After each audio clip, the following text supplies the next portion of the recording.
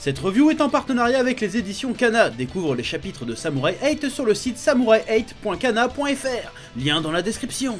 Ouais. Salutations tête de nage, je suis le chef et bienvenue dans cette petite review hebdomadaire de Samurai 8 de Masashi Kishimoto et Akira Okubo, pardon. Le chapitre 8 qui s'intitule « Tu peux prendre ton temps » est sorti aujourd'hui sur toutes les plateformes légales. Isneo, Amazon et d'autres que je te mettrai dans la description bien évidemment. Alors que dire sur ce chapitre?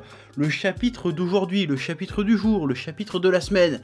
Un chapitre qui passe un peu vite fait quand même. Il se passe pas énormément de choses, mais il se passe des choses quand même. Alors on commence avec une petit aperçu de la relation du méchant samouraï avec sa princesse. Alors j'avais pas compris moi dans le chapitre précédent que c'était sa princesse, l'espèce de Zetsu là, qui lui sortait de derrière lui. Je pensais que c'était son keyholder. En fait non, c'est la princesse et le keyholder c'est l'espèce de gros dragon si j'ai bien compris.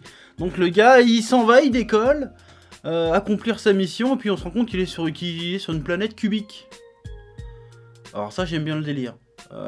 Est-ce que déjà scientifiquement c'est possible une planète cubique? Est-ce que c'est une planète naturelle? Est-ce que c'est une planète artificielle? On sait pas trop, mais l'univers graphiquement est plutôt intéressant du coup. Même si on connaît pas trop les motivations de ce méchant pour l'instant et qu'on le revoit vite fait à la fin du chapitre, je suis plutôt curieux.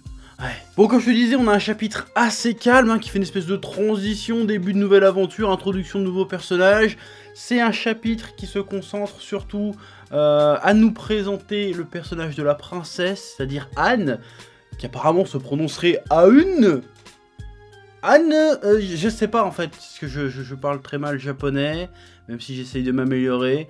Est-ce que ça se prononce Anne ou Aune? Je ne sais pas. Son nom signifierait le début et la fin, et tout ce qui se passe entre les deux.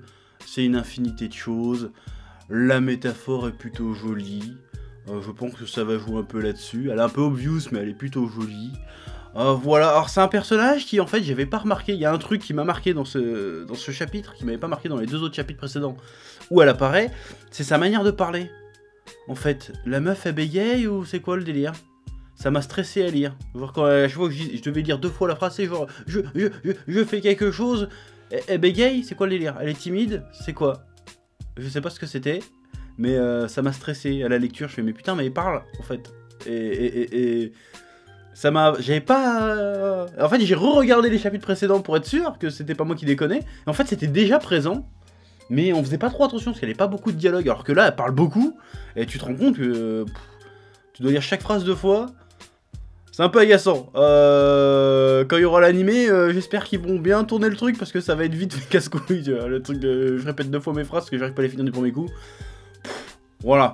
Ceci étant dit, ça peut être intéressant si c'est fait exprès. Et si, bah c'est forcément fait exprès, mais si ça sert dans l'histoire. C'est le fait que la meuf bégaye un petit peu, ça l'a pas déjà mis à part par rapport aux autres princesses, en plus de sa personnalité qui dénote totalement avec le coup de faire des belles fleurs. Elle a fait des fleurs monstrueuses pour déconner, elle fait de la cuisine qui a l'air dégueulasse, mais qui en fait est très bonne. Le fait qu'elle soit déjà atypique, est-ce que ça vient en partie de là, ou c'est parce qu'elle est atypique qu'en plus elle a du mal un peu à parler, à s'exprimer?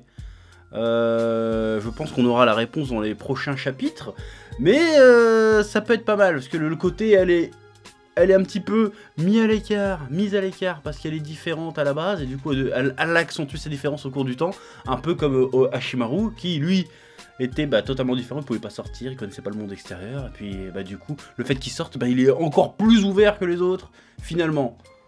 Voilà, c'est plutôt intéressant comme délire. Ouais. Par contre, j'ai pas bien saisi encore les motivations de Anne. Ou Aune, j'espère que de la princesse, quoi.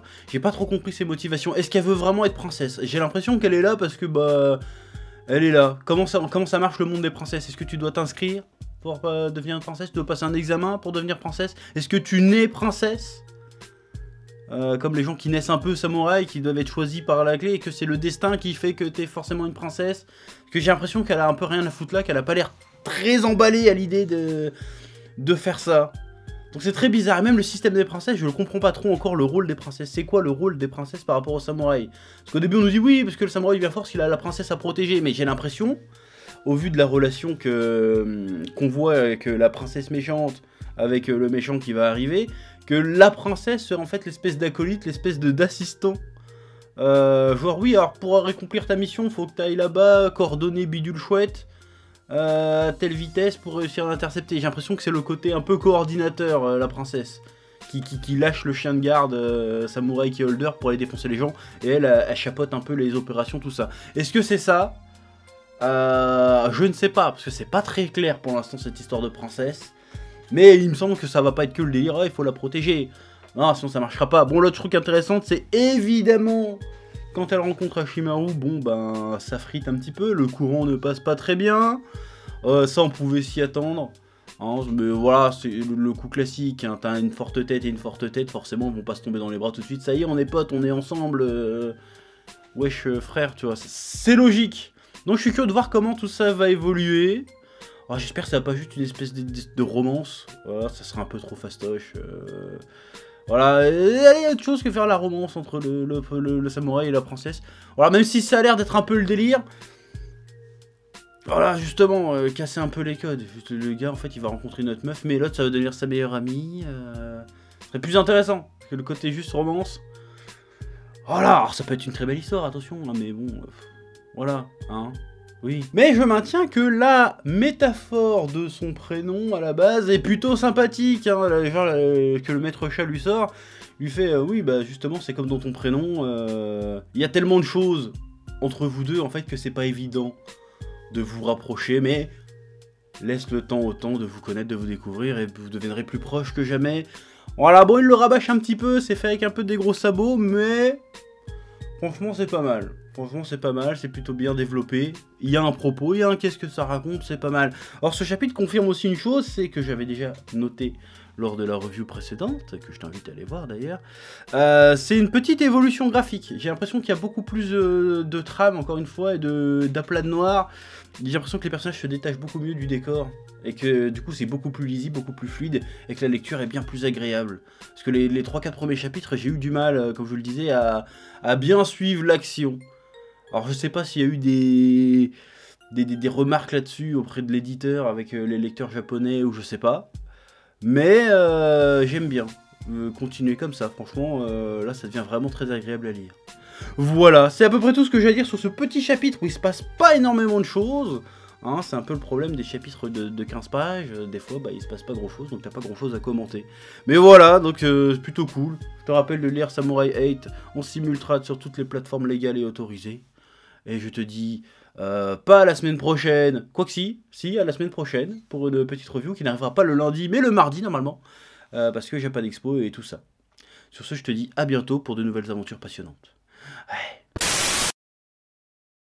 Eh oh, tu vas pas te barrer comme ça, hein? Tu vas laisser un pouce bleu? Un petit pouce bleu, hein? Puis tu regardes aussi les autres vidéos? Parce que voilà, tu t'abonnes? Ouais?